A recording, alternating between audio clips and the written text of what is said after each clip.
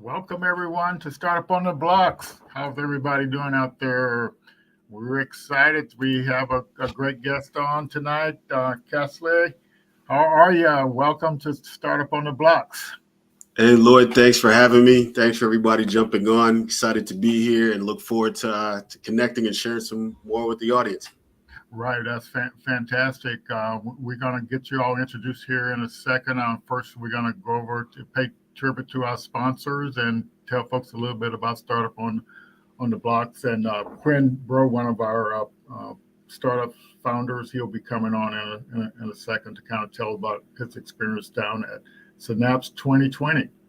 All right, so I'm going to share my screen. So we're definitely glad to have you here, Catlif, and I wanted to talk a little bit about our sponsors, Innisfree Hotels. They've been sponsoring our pitch competitions. We've had 3 so far since we started, and we also, the First Bank has helped with our pitch competitions as well, and they're a big contributor to our nonprofit, the Kukua Institute.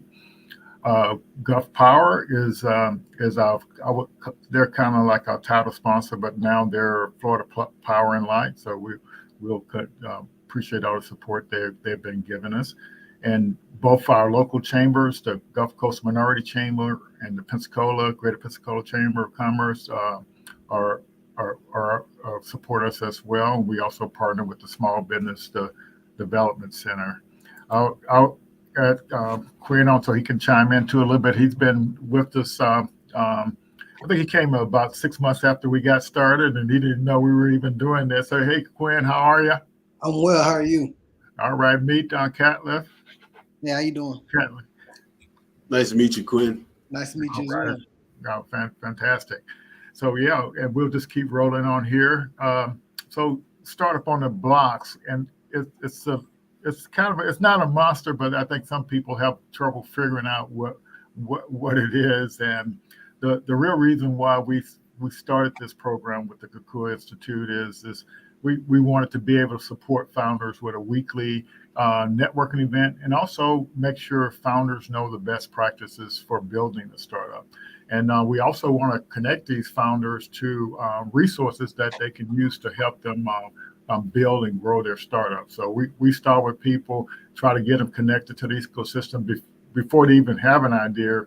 We love to catch them at that point so they can be kind of thinking about, potentially coming up with an idea and jumping into the ecosystem and kind of get help. So we do this thing every Thursday night, networking. And Catlett, I don't know if you realize, so like with the networking in your browser, just like you and I were having a conversation before we got started, that's what the networking is. It just matches you up with the people in the audience, and you can have a one-on-one conversation. And so this Hopin was kind of like the only platform that I came across when COVID hit that actually gave you the ability to network one-on-one and have a conversation. And so and that way people can keep trying to build relationships, make connections, and build relationships. For founders of color, we offer business model design and business model validation training. That's basically the lean stack training. We'll talk a little bit more about that in a few minutes. But we also offer project and task management software, the lean timeout.io. It's built for founders. You can manage all your tasks for billing your applications. You can insert your milestones and kind of keep track of what's going on. You can also build your lean canvas. You can do your sprints. It's just an amazing product. And the irony is, when I used it with my startup, and it was only like $5 a month. But they open sourced it a couple of years ago, so we actually just uploaded it into Azure, and now we can let all the founders use it for free to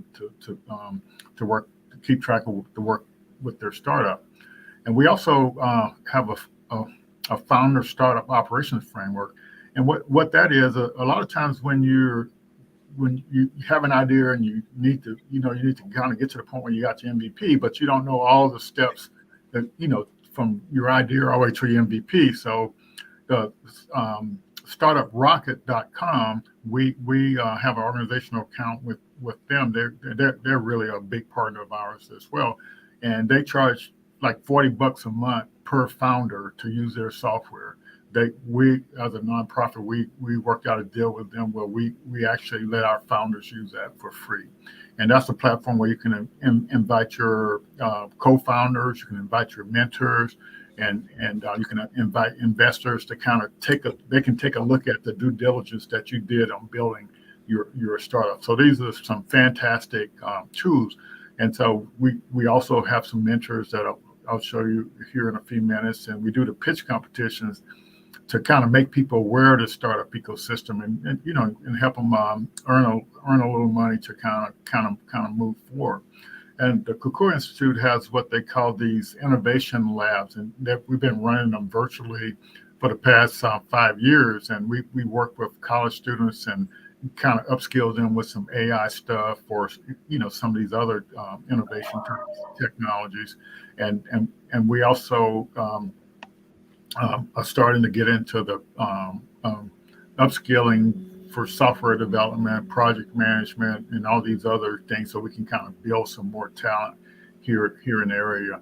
And we're working on a partner with another company that has a software development pre-apprenticeship program and apprenticeship program for software development, so we can get our founders some software developers. So literally, I have one of our startups, Catlif, he actually has an IT company, but he has an idea that he's working on, and so he knows all this network engineering stuff, but he doesn't know how to develop software. So I got him actually enrolled in an IBM apprenticeship program, pre-apprenticeship program, and so he's I'm mentoring him, but so his company has hired him as an apprentice so he can actually get the free training, IBM training to know how to develop software. So that's the kind of stuff we're working on, and we're actually looking for partners, ecosystem partners, to kind of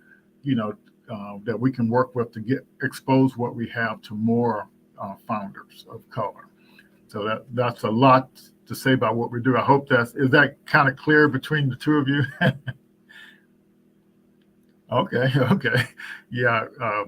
I wish I had found an earlier part of this before I transitioned from corporate myself into the startup world. I kind of went with the idea, had the experience around what I was building, but didn't quite know how to build from ideation all the way to MVP and all the way to sustainable business. So I think sometimes you kind of have gaps within the process. And without the ecosystem, you kind of have to learn, sometimes by mistake, but, pulling in the right advisors, pulling in the right mentors, doing a lot of Google searching, and then trying to find out where the co-working spaces are and what other people are doing in your local area. Because I jumped into the startup system myself in Chicago. Oh, wow. Okay. It's a large city. Obviously, there's people there doing the startup thing there. So it's trying to now figuring out in, your local community, who are the people, the resources, the teams that you can leverage and, build around and build with and kind of build the entire ecosystem up. Yeah, that's exactly right. And I'll take a minute here to kind of follow up on that. I attended a couple of networking events this weekend, and I met a gentleman that had moved his startup from Connecticut to here in Pensacola. And, when I told him what we do, he was so excited because, it's connecting the dots and knowing the resources that are available. I met a doctor yesterday. She had retired from her gynecology practice, and now she's doing a startup. When I started telling her about what we do with Startup on the Block, she said, "You are wonderful," because she couldn't believe something like that actually exists, because and the reason why we came up with it, I learned through my experiences with my startup, and all these resources that were there, and so I just leveraged them. So I'm just trying to share the word so people understand that these things are out there, but you have to learn the best practices. Otherwise, you can't take advantage of the stuff that's out there. And that's kind of what the deal is. So that's where we're actually trying to help out. So we this past Saturday, I invited our portfolio founders to the launch of our Lean Stack program, and a lot of them, they still may not even know what this program is, but it's literally all the latest training in the Lean Stack methodology. Ash is actually delivering the training, and he's got the playbooks and the tools in there. And one of the things when Vercel and I were actually taking the boot camp training for this, he showed us how to, a simpler way to do a financial model of your business that's based on 7 numbers. And it was it just literally blew me away, because with my startup, I used a startup financial model, which had 860-some thousand calculations in it. So this guy has built a tool where with 6 numbers that you can actually play with your financial model and have confidence whether you can do it or not. And so that's the tool that's in this lean stack training. Plus there's several other tools in there. Yeah, I gotta get that. I gotta get that one. Okay, all right. I'll send you out invite to that because But see, what he told me what he told us was most investors they know this calculation, but they won't tell you. They'll just tell you you're too early. So you can tell them, they'll ask you a couple questions, and they're actually writing down these 7 numbers, and then they do this quick calculation, and they said, no, that's not going to work. You see what I'm saying? They'll just say you're too early. And so this is the kind of, and so I thought I knew some of this stuff, but I after going through that boot camp, I found that I really didn't actually know it. So I'll definitely get you hooked into there. And Quinn, when you, I think you've already responded, right? Yeah, I already responded. I jumped in for a little bit. I haven't had a full opportunity to take full advantage of it yet, though. Yeah. So you'll see this video on the home screen. And if you listen to it, it'll kind of give you an idea, what the whole program is about. And some of the stuff, and we were in the training, this is stuff that he hadn't even published to the world yet. And so, but we just timed it kind of good, so we'll be able to take advantage of some. I could go on and on forever about that, but so the way it works in this thing, you when I invite you, Catlef, you'll see there's a foundations model training in there and the playbooks associated with that. But once you finish that, then the business model design thing will come up. But you'll have access to the stuff in there. But anyway, so the bottom line is you'll learn how to actually use these tools, and it's actually a whole community because you can actually chat with each other. It's like a community forum. So that's another reason I'm excited about. Yeah. So Lloyd Jr.'s got a question here. So pronounce your name again because I might be butchering it again. Castley. Castley. Okay, Yeah, I'm sorry. All good. Okay, Castley. Okay, yeah, we got it already. All good. That was just a sly way of Lloyd Jr. telling me I was butchering your name. Hey, Lord, again, it's the beautiful part about me.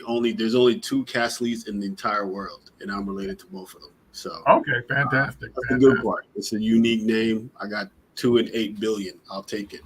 No worries. Fantastic. All righty. So so we tell all everybody, use this playbook and you'll kind of get rolling. This is a playbook that we created, and it's basically and when also in the lean stack training, it has all the playbooks you need, and that foundation thing basically covers that this first one that I have here. But yeah, so that's available to all this stuff out there. The playbook is just something you listen to a startup school, something you listen, it's a complete training program. And F6S, over 4 million founders are on there, over 2 million in freebies are on there, and we're here every week, to help you network and make connections and make sure you kind of learn the best practice. And then we send out an email every week too that has a list of opportunities to kind of help you move forward. Yeah, and so we do office hours on the weekend, and locally there's a startup social it's normally like the first Tuesday, but it's the Tuesday before the first Wednesday. I guess is the best way to say it. And we're hosting the next one at the Kukua Institute, and maybe I might even decide to live stream it. I don't know. What do you think, Quinn? Yeah, you should. I missed the one this past on the first. Yeah. That was actually just Tuesday there, and so both of you are not software people, and I'm not really a software person, but I met a developer at the one on this past Tuesday, and I was asking him, what does he do, who does he work for, and all that kind of stuff. And he was telling me he built software development kits for this AI company. I said, well, that's pretty neat. And Right. so I know what an SDK is, but I don't know, you know, I was curious, so I started asking questions. I said, well, do you have to have your intellectual property inside the SDK, the software development kit? And he said, no, it's just a bunch of interfaces, a bunch of connections.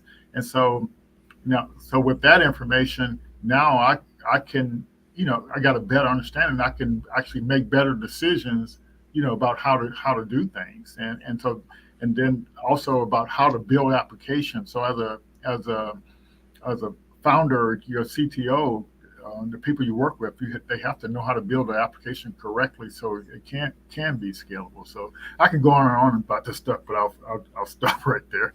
And just to give you an idea about the lean stack training, so the part that Castley, that you'll be working on is this first section here, and it'll if you go and use all those tools in there, it'll actually you won't have any question about whether your idea is desirable, viable, and feasible, and all that stuff. So it's a pretty neat thing. But the deal is what these investors do that you don't realize that they're doing. So when you get this like product market fit, that's kind of like the tipping point, And so what are you trying to do? Is you're trying to see if you can your revenue projection for this time period here, and what do you have to do back here in order to get that revenue? And using that 7 variable formula, you with that goal you set, that minimum success criteria, you can back it all the way back up to how many people you have to visit your website each day in order to make that happen. With all these factors. So it's a pretty neat too.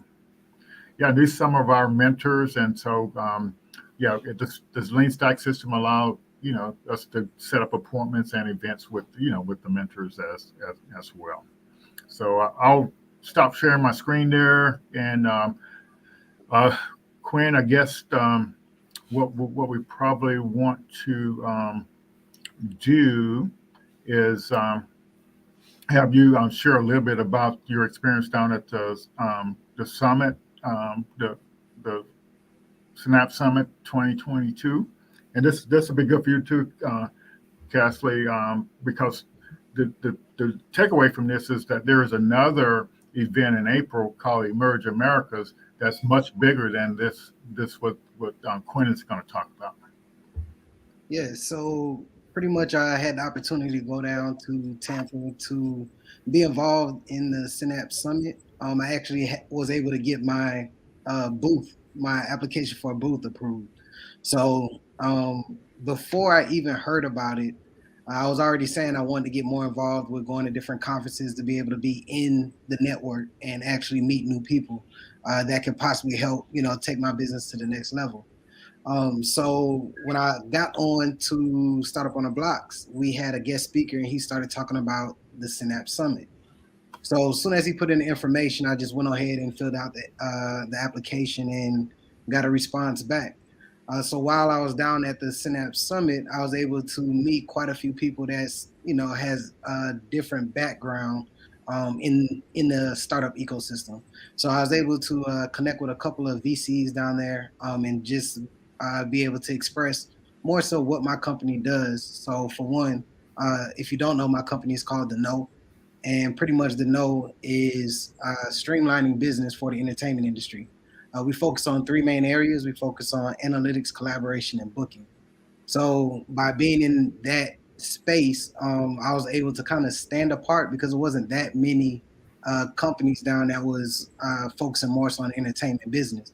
So like around 9:30, 10 o'clock within that time frame, somebody came by the table and dropped their card off and pretty much was saying, I'm in the entertainment industry and I also invest in tech. So, whenever things are running, let me know. I'll be happy to, test it out, invest, whatever the case may be. But it's another contact, it's another open door. And I probably wouldn't have got that open door if I just didn't take the step just to be in the environment. Yes, that's fantastic. And Mike Ellicott, he was the one that kind of encouraged me to kind of, hook up with the folks down there and make the connection. So you can thank Mike for that. Appreciate it. Yeah. Yeah. So the panels they had were great. My first time being at a conference, now I can see how you can be tired from standing and talking to one person, multiple people all day long. But the panels they had gave some great information. So I was able to participate in the startup VC conversation. So we had Kelly Reeser from Pensacola. She was a part of it. So I was able to get multiple perspectives when it came to talking to investors and seeing what they're looking for. And they gave some pretty good feedback and resources as well. Yeah. So Quinn, real quick, what about some other startups that was on there? What kind of stuff did you see, or did you have a chance to go around? Yeah, so I went around to a couple of startups. So they actually had, I don't know if everybody was aware of the home that sold via NFT, supposedly. The person who created that was actually there. So what they did, so so everybody's been trying to wrap their head around NFTs. Myself personally, I've been trying to wrap my head around it, and I'm still trying to get there. But for the most part, they had a company there that was doing the NFT experience. So pretty much they was letting everybody sign up, and they were giving out free NFTs. So the company that's a separate company, but the company that sold the home, pretty much the business started an NFT, and pretty much the business was NFT, which is a smart contract. They own the home. They sold the NFT, which is the business, to someone else, and that's pretty much how the home was sold within the transaction. Yeah, Long story short. the business, the LLC owned the home. So if you Right. own 100% of the LLC, you own the home. So Right. yeah, but that was actually a media startup. They actually do NFTs for like plays, screenplays, and stuff like that. But I think the real point is it was like 2 levels around the arena, and each level was full up with startups all the way around there. But Emerging Americas, that's coming up next month, and so I don't think they closed the applications, but if you can look in the newsletter for the link, and this is they come from all over the world to this particular conference, and it's 2 days. So Synapse was only 1 day. So if you they're going to do 100 startups. So if you apply and get in, you get a free booth with 4 tickets, and and they do all the booth for you. You don't have to worry about doing anything to the booth. They have your logo and all that stuff up there. They have training, a couple of weeks before the conference to kind of get you up to speed, and then so it's a pretty fantastic thing. And then Serena Williams is going to be down there for this one. But yeah, so like you have a booth, but these judges and these people coming around, you don't know who the judge is, and they asking you these questions, and so they pick 10 startups out of each category, and they pitch, and then those finalists in those 10 categories, they get to go pitch for the money. Nice. Yeah. So that's kind of the way. I just want to make sure you all are aware of that, and that's a good opportunity. So my startup at 2018, we went down there. We got selected even in at that time they had a pre-revenue category. This time they don't have a pre-revenue category, but it's I would apply anyway just to see what they say. Right. You never know. You got to shoot your shot. All right. Well, we appreciate you sharing that experience. We're going to get on with Castor because he's farther down that journey than you are, so you can listen in and kind of learn. We can learn a lot from him. Yep, looking forward to it. Appreciate it. All right, thanks for stopping in, and we appreciate it. Bless, Quinn. All righty. Well, we took a little longer than I was planning on, but I think the conversation is always really, really good to share information with other founders so they can actually kind of understand the opportunity that's out there. So, where we want to start at with you, Gasly, you said you want to do the video first? Yeah, okay, we can do the quick video, the My Home Pathway, quick explainer video, and then I can jump into my background and why I started the company, and that just gives you some context for the rest of the conversation. Okay, all righty. So that's let me see, can I get everything squared away here? There's a YouTube one. Yeah, I just got to I think I already got it up here. I just got to find my screen here. Let me get it squared away here. Just a second. All good. We definitely have to just give a shout out to Bob Foster. Oh yeah, I forgot about Bob. Bob getting us connected, and so again, appreciate Bob and his connection. And again, Florida is a good place. I might think about opening a second office, so we got to figure out where that is. And appreciate the opportunity to continue to share pieces of my journey and pay it forward, as well as people have continued to provide guidance to me and continue to today to provide guidance to us in what we are trying to do to really create opportunities for others. So without further ado, we can jump into the video and get you guys some context of My Home Pathway. Fantastic. Brace yourself. 1 out of every 10 people who apply for a mortgage are denied. Are you Black or Hispanic? Those numbers get even higher. How about a millennial with student debt? Now throw in that global pandemic and owning a home can seem even more impossible.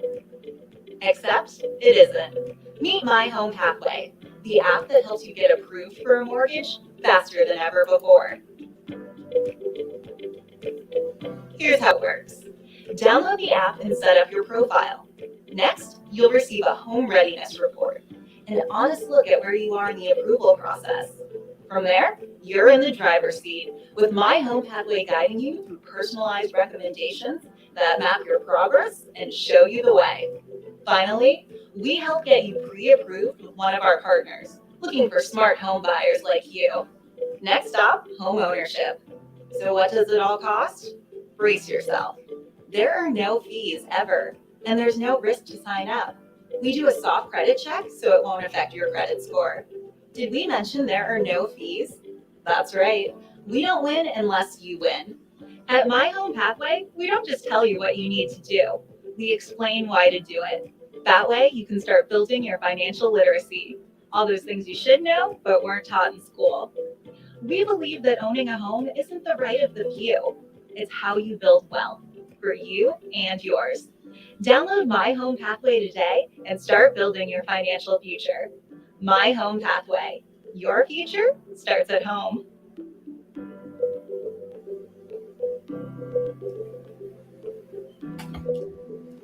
Appreciate it. Thank you, Lloyd, for sharing that. Just a quick explainer video. Yes, go. Yeah, so tell us a little bit about yourself, like kind of you start from high school and kind of your story a little bit. I'll give the quick story synopsis. So first generation immigrant, Jamaican born. I came here in '94. I still have my accent. People are like, I don't hear it. I'm still there. Came here for high school, then went to Penn State undergrad. Walked onto the soccer team, still soccer, football as we call it in Jamaica. The other side of football. Did that in undergrad, business major, international management, and then graduated, was in Inroads while I was in undergrad. So did Inroads corporate internships, Tyco, which is a mini GE at the time. Then came back, worked out in corporate for a couple of years, went back and got my MBA from NYU in finance and accounting. I actually missed a third minor, or my minor in entrepreneurship, by like one credit. I didn't even think I was actually going to be an entrepreneur, which is kind of crazy, but I just liked this professor that I had at Stern. And he was talking a lot around family businesses and setting up family business, how you pass them down and not to, build wealth that way. And I just liked him as a professor overall. So I took a lot of his courses and ended up being, again, pretty close to getting my minor there. After graduating from Stern, went to work for the New York Fed during the last financial crisis. So 08 to 11 in that, pretty interesting market and dynamics there. And really got to see how banking works at a granular level and how the playing field within financial services, even in 2008, was not level. And, we've had these outcomes when it comes to wealth gaps, home ownership gaps, all of these gaps, people have kind of known and understood for a while, but nobody's actually done anything to fix it. You're talking federal government, state government, local government, financial institutions, all these different stakeholders haven't really moved the needle when it comes to equitable access, right, for too many people, right? The typical thing, if you look at, in the housing market, redlining. Redlining was actually a mix of government and private industry that, denied access to a lot of Black and brown communities for, home ownership. And if you actually think about it, home ownership, home equity in America is 70% of middle America's wealth. So if I literally deny 70%, if I deny you access to home ownership, I literally shut your community out of the American dream, right? Because now I take home equity, I can fund my kids' college. I can pass down money for down payments for new homes for my grandkids or kids, right? So these are structural things that we as a country have done to certain communities, and we haven't actually gone back or even today looked at today and say, how do we actually strategically fix these, right? How do we make these opportunities more open for as many people as possible? And so that's really what kind of my motivation was to, again, not do some handout things, say, hey, give, Black people $1 trillion and let's see what happens. Say, how do we actually provide better access, but also prepare people for better access so that when they do get it, they're not taken advantage of. I got a quick segue here, and I apologize for this, but I think I should ask it. So, so what's the big, or is there a contrast between Jamaica and here when it comes to kind of like home ownership? Is that just a way out of left field or whatever?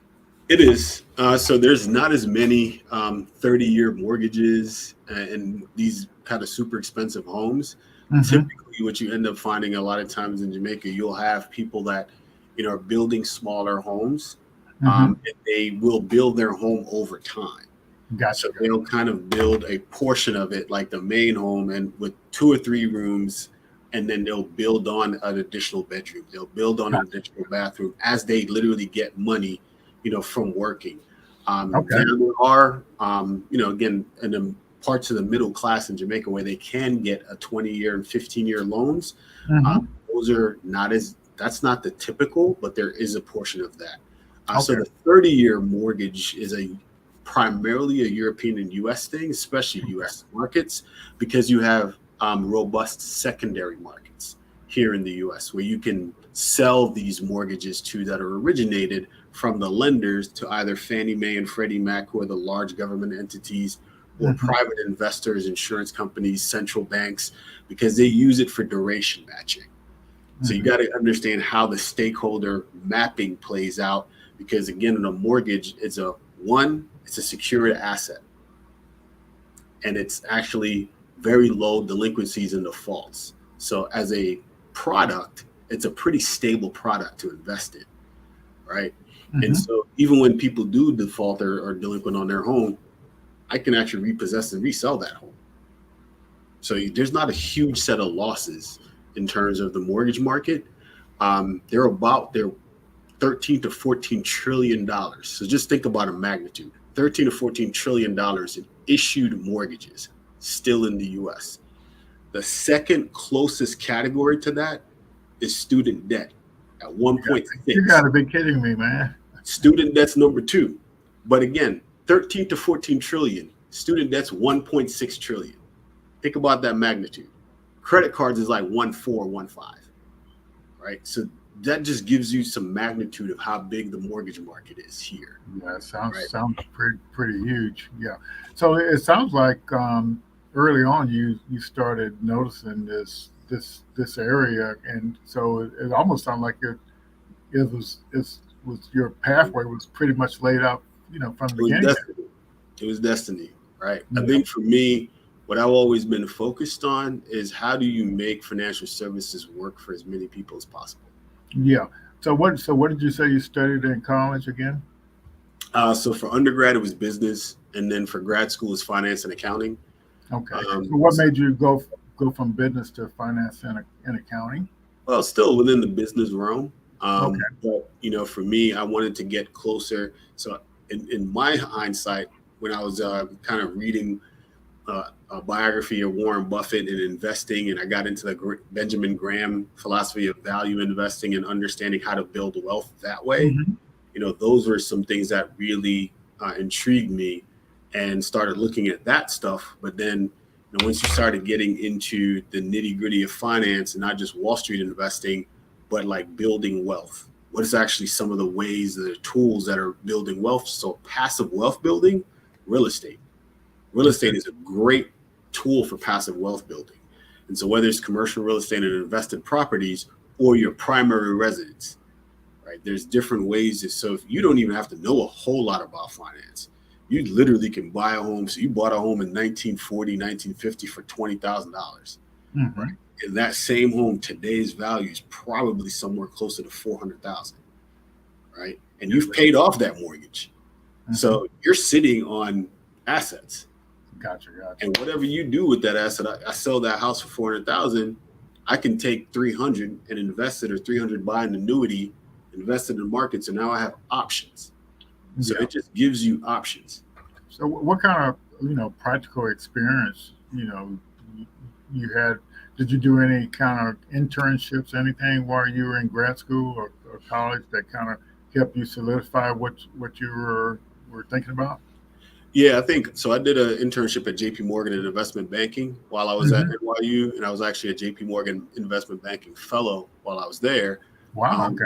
and so it really opened my eyes. But this was summer of 2007. This was right before the financial crisis. Oh wow. And I got to see like how those big banks were like hedging their positions or Hmm. selling off riskier assets, and what they were doing to prepare themselves for what they could see as a downturn.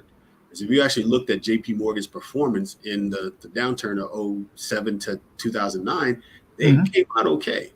Oh wow. JP Morgan wasn't even a trillion. So think about, I'm gonna give you some context. They weren't even $1 trillion bank in 2007. Hmm. And today they're $2.3 trillion. Wow. They got much bigger post-crisis. Obviously, they bought it. They ended up buying a couple of banks for pennies on the dollar and snatched their assets. But again, that's how wealth is made in times of crisis. And so, unfortunately, a lot of times, certain communities don't have the ability to take advantage of those Yeah. type of things.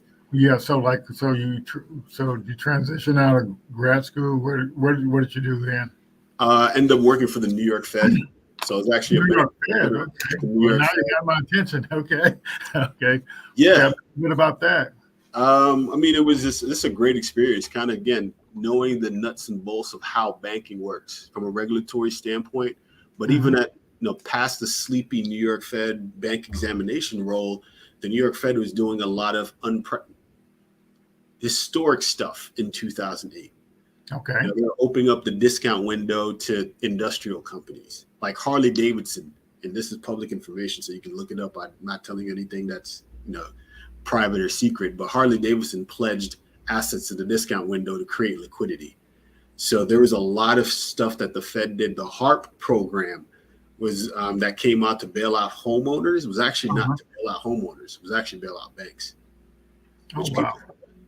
So there's a lot of things, when it comes to the mortgage-backed insurance companies and the hits that they were taking, and the centralized CDS market.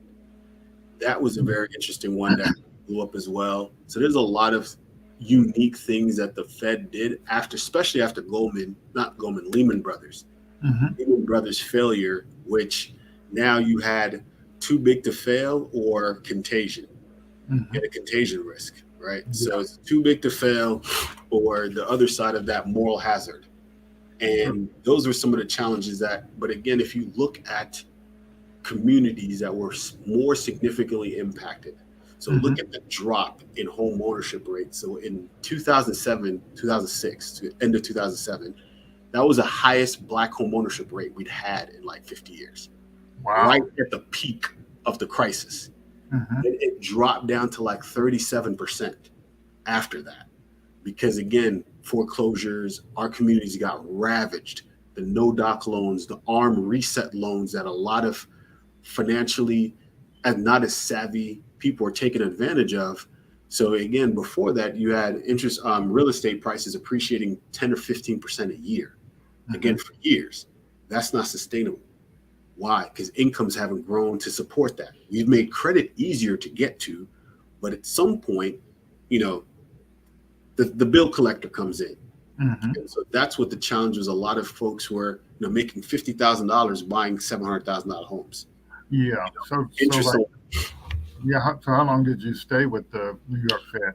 about 3 years. So I stayed with the Fed, then went to work for Goldman Sachs, did part of their risk and primary syndications team, then went over to Ernst and Young. So what is that experience? Primary syndication team. What does that mean? Uh, yeah, I'm trying to get to as concise as possible. So primary syndication is a bank loan debt. So bank loans are, pretty stable loans that are top of the food chain when it comes to actually um, bankruptcy. They're Okay. above like corporate bonds. They're above equity, but that's usually so the leverage buyouts from Okay. back in the day. So barbarians at the gate. What was the tobacco company? I forgot one of the first big leverage buyouts was mostly bank debt, and people Okay. got really interested in bank debt at the time.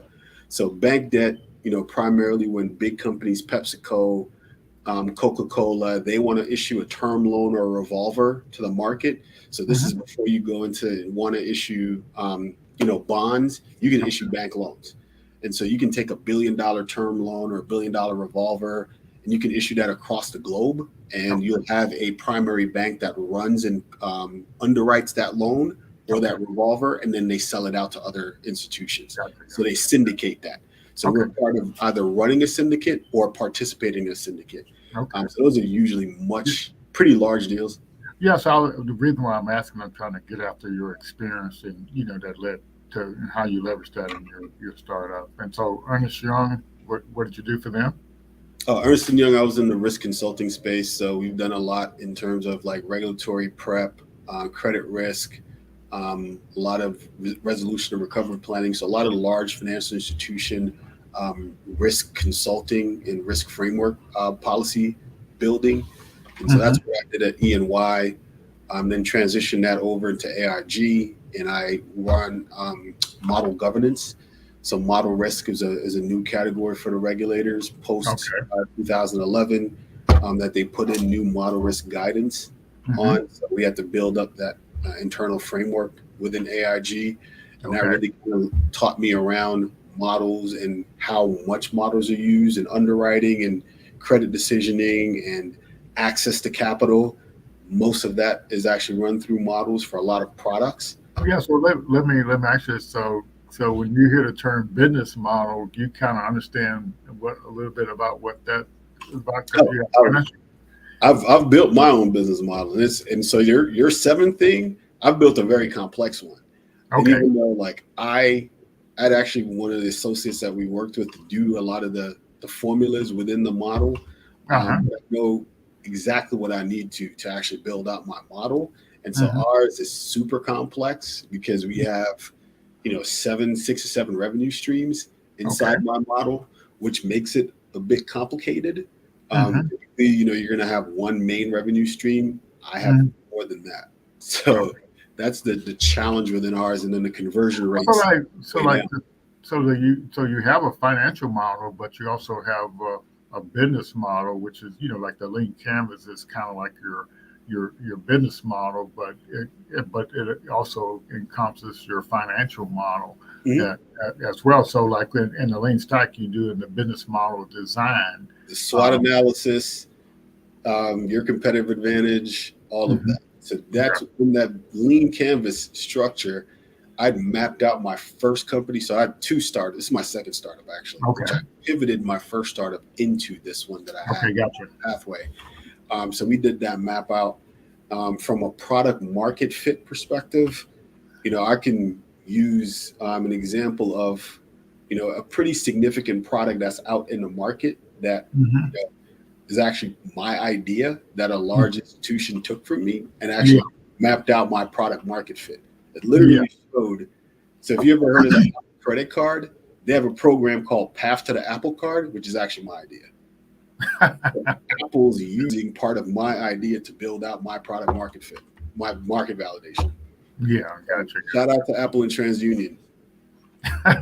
Well, companies don't have any problem with taking advantage of their employees, ideas and moving them forward. But that's the neat thing about being a founder. This lean startup methodology enables you to start from that idea and you leverage the ecosystem to get to your MVP, to get the help you need to kind of move forward.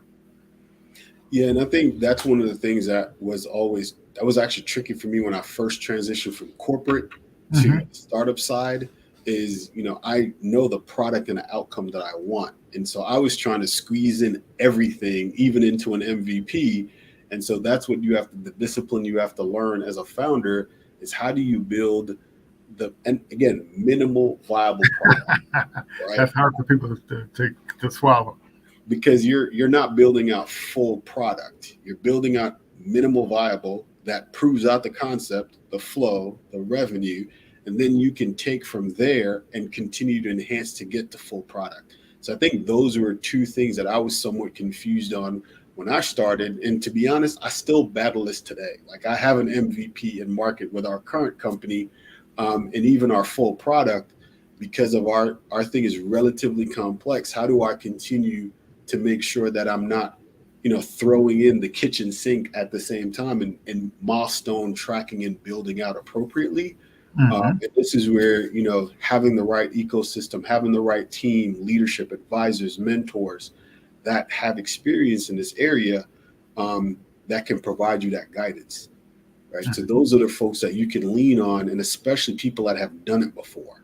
Yeah. If So like in your startup. So like did you have the idea while you were working at your last corporate, yes. yeah, and and so what I think the point there is that this a lot of stuff like we turn like talking about like even at the idea stage and you trying to learn these best practices. You got a job, you working, you're not trying to leave your company on just an idea, even though some people may do that. But the whole program is that you have to you know go through these steps to make sure your business idea is solid and starting to get some traction or something before you kind of bail Yeah. out. Yeah. Don't just jump out the window of a moving car and be like, don't expect to get hurt. Right. Well, I think so one of the things I struggle with, Cassie, is like a lot of the founders we work with, they keep acting like they got a full-time job, and I definitely understand they got children, they got this, and they got that, and I understand that's the issue, but I don't think they realize they can still work on their idea during this time. We're not asking you to stop, doing no, all this other stuff. We just saying work on your idea, learn these best practices, and just do something on a regular basis to keep working on your idea. But the irony is this: the minute you start working on your idea, then you can call yourself a founder, and then you can take advantage of all these things. Nobody expects you to leave your job just because you got you got an idea. here's the thing. There are a million and whatever ideas out there, right? So there are tons of ideas. Only a certain percentage, one, are viable. right? So that's something that there's a hard reality that you have to check yourself on. So Yeah. even if I have, like, my first idea was not the idea I actually started with on my first company. Okay. So is even that you have to validate, right? So Yeah. even if you have 4 or 5, one idea, validate it. And so Yeah. you're talking to experts, you're talking to industry professionals, you're seeing a gap. Your idea has to fit a gap, right? A large gap, hopefully, if you're looking for, scalable type institute, a scalable type company. Well, yeah. So that's I'm glad you mentioned that. We can take Quinn's question first. Mhm. Please, Saxon, what was your What are your path to building your team around your tech company? So I've tried a few different paths. So I'll tell you that. Um, for me was, looking at offshoring first, and, finding a CTO. So those are two things that I looked at, talking to um, Polsky Incubator. So Polsky Center in University of Chicago, they have an incubator space, which okay? was actually the first place I went to really get when because I started my company in Chicago, my first company in Chicago. And so those are people that I kind of connected with, that they guided me around the startup space and how to do certain things. So if you want to, quick and dirty MVP, a lot of times you can offshore it, but you have to have the specs. It's a lot of times the design. So that's one of the things, the tools that I wanted to share in reference to, like, prototyping in Vision or Figma. And so while you're still working, you can learn some of these design tools and take your idea from out of your head and kind of sketch it. So wireframe first. So again, what's the idea? What's the problem? Try to wireframe it, try to design it, and then, look at, connecting with resources. Like Polsky had a list of good offshore development teams that they work with, and they say, hey, here's kind of what I want to get built. How long would it take you to build it? How much would it cost?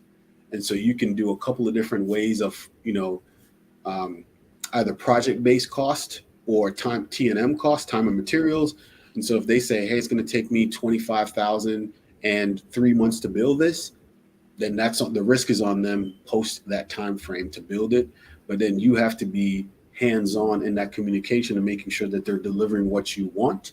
Or you can, if you're a non-technical founder, like I'm a non-technical founder, I'm a business founder, you can go look for technical co-founders.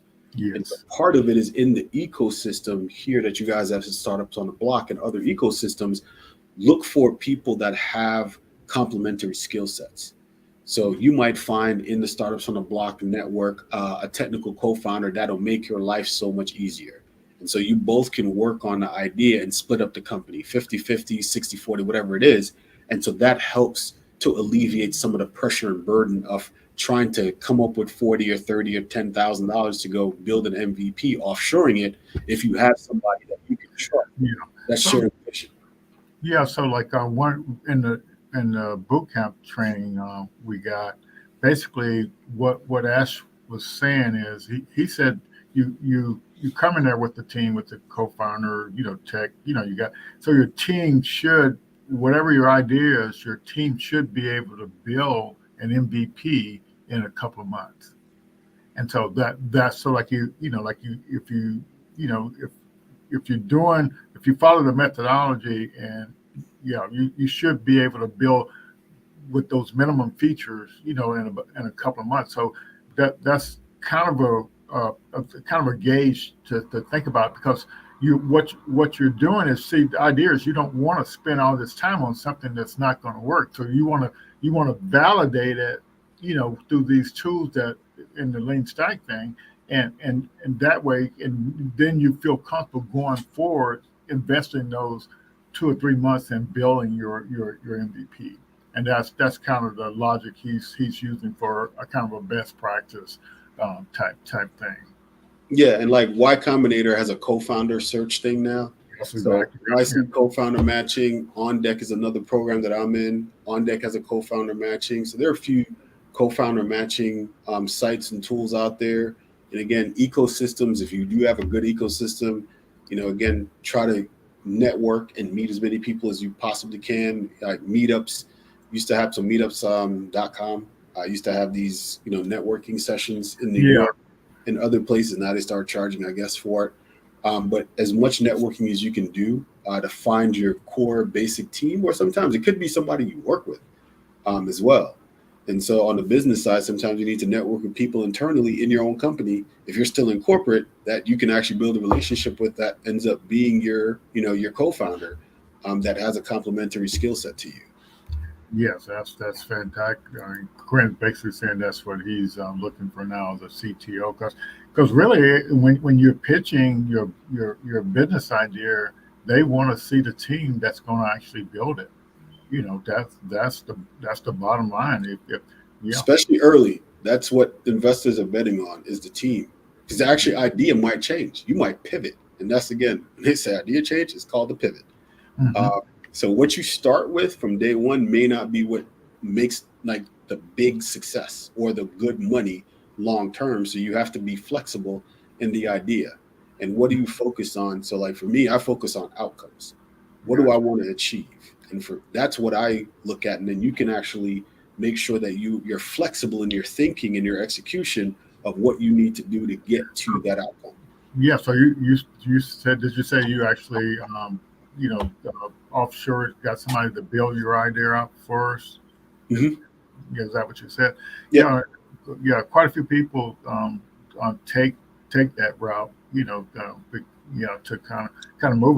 But I guess the There's no, risks to that though. oh, a There, lot of risk, there a are lot of definitely a lot of risk to the offshore piece. yeah, Uh, and so you want to, again, it's a hard thing because you're not there, physically. Obviously, it's remote. So before all this stuff became remote and COVID. yeah. So one of our founders, she got her MVP built. Um, but when she started trying to onboard people with it, she didn't realize that before you accept it, you got to do all this testing to make sure all this stuff works. So she's trying to onboard people, and then all these bugs are popping up in the software, and now she's got to go back to the drawing board. Yeah, Right.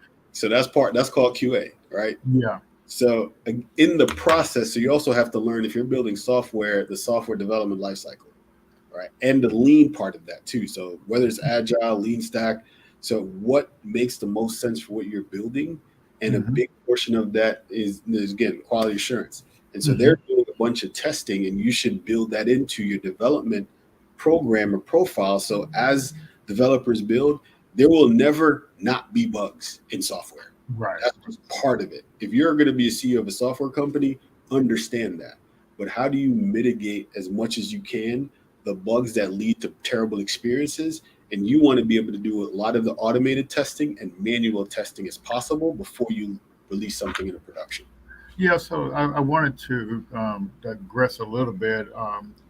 When you and I were having a conversation a week or so ago, um, I was telling you about this funding that had been set aside for Black and Brown founders, and then all this funding that um, through the CARES Act and the American Recovery Plan, that that all these billions of dollars have been put out there to support Black founders. And you had some more information on that. Could you kind of share that with us a little bit? Yeah, I mean, we've gotten some funding ourselves from a couple early stage VCs. Hmm. Antler VC was one of our first investors. Okay. And then On Deck has a ODX fund, Village Capital. There are a few. I'll share one of the spreadsheets that I have that I track with some of the funds dedicated to minority founders. And then there's a website called Open VC. So Open VC, anybody can submit their ideas to them, and the VCs they'll kind of give you by the categories what they're investing Hmm. in fintech, healthcare, or your particular category. And I think a part of it, excuse me, for founders too, is learn a little bit of the language of VCs if you're wanting to get into that space, like what they sound like, what are the things that really perk their ears up. So you have to be an expert or try to become an expert in the area or industry vertical that you want to go after. And hopefully you have that expertise already. And you also have to learn the VC market for funding. And again, what are the things that appeal to them? What are things that they're investing in? What's the life cycle of a VC fund? Who are the right partners? What's their due diligence process, data rooms, pitch decks, all of those things. So you come term sheets, safe notes, priced rounds, non-priced rounds. And, again, this is where the ecosystem comes in really important. It's because the ecosystem can get you there so that you don't have to necessarily go searching for all this stuff. If you get templates for, term sheets, you get templates for, again, anything that you might need, safe notes and things like that, that helps you to expedite, because those things cost a lot. And again, a lawyer will give you a template and charge you $3,000-$4,000 sometimes. So you want to, as much as you can, maximize, or minimize cash burn, minimize expenses. Again, what you guys have on Startups on the Blocks and providing these resources to these founders, I think it is now we map out, here's what you need for formation. Here are some of the resources there. Here's what you need for early stage team building. Yeah, so I'm glad you said it that way, because that's one of the things we still have to do is we got all the funding opportunities out there, but we haven't categorized them based on the stage of your startup. So it's a little difficult for some of the founders to kind of sift through there and kind of see. So we got to work on that a little bit, and we'll get there. Yeah, I mean, again, it's building an ecosystem, right? So, building a solid foundation and continue to improve, because again, this is as you build your own company and as you build a product, the MVPs, as we kind of described, is supposed to be just the first viable thing. And then you're going to get to the full product in, 2 years, a year, whatever that time frame is, and building out that roadmap to get us there. Yeah, and I think you're talking about the ecosystem, and you never know what's out there. So before you spend money, you kind of have to keep asking the question, because you never know what somebody will do for you for free, or some nonprofit or whatever. Look, I try to track down anything that says startup discount. So, Stripe has a startup package, which a lot of times people don't look up. But if you're a founder, you can get incorporated for $500 on Stripe, and they give you a bunch of free stuff on the back end of it, right? So Startup Stash, I think I might have tagged that. They give you some free resources on their thing as well. Stripe, a lot of these companies, Twilio, SendGrid, you name them, Segment, they'll have, HubSpot, 90% off.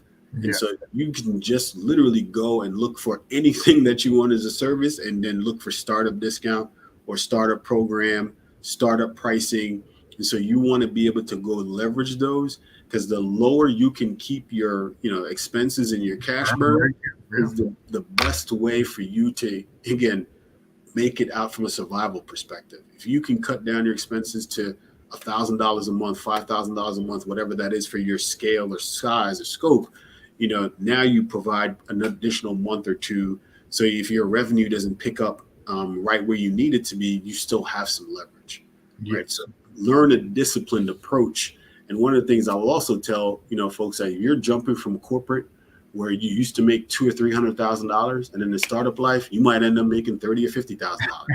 Right? Your mindset needs to kind of shift, like, hey, I can't do the same things I used to be able to do, because I'm looking for a longer term play. So you might have to adjust your personal lifestyle and expenses as well as your business lifestyle and expenses, because your business lifestyle expenses are critical to, giving you feasibility and options. Mm-hmm.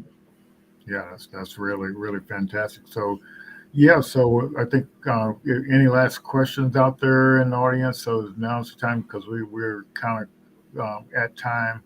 So I want to make sure if there's any last questions out there. But I think I definitely appreciate you sharing, some stuff about your journey and some of the tools and things you leverage to kind of move forward. And I think we'll definitely get your applications, out there spread around, and so like people can be aware. Like I said, the local NAACP, the economic development thing, they're pushing the home ownership, and so we'll make sure they get access to the tool you have as well there.